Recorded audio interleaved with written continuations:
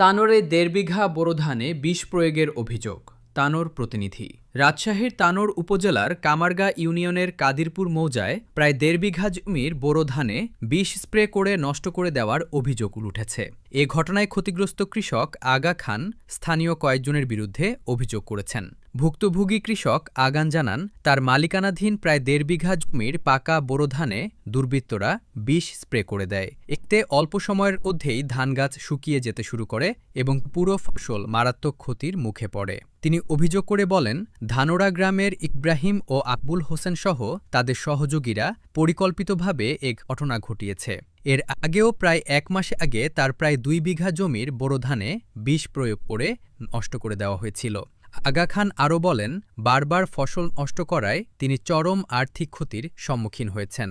ঘটনার সুষ্ঠু তদন্ত করে দায়ীদের বিরুদ্ধে আইনগত ব্যবস্থা গ্রহণের জন্য প্রশাসনের হস্তক্ষেপ কামনা করেছেন তিনি। এ বিষয়ে অভিযুক্তদের বক্তব্য পাওয়া যায়নি। তবে স্থানীয়দের দাবি, ঘটনার সুষ্ঠু তদন্তের মাধ্যমে প্রকৃত দোষীদের চিহ্নিত করে প্রয়োজনীয় ব্যবস্থা গ্রহণ করা উচিত। স্থানীয় কৃষকদের মধ্যে এ ঘটনায় উদ্বেগ দেখা দিয়েছে।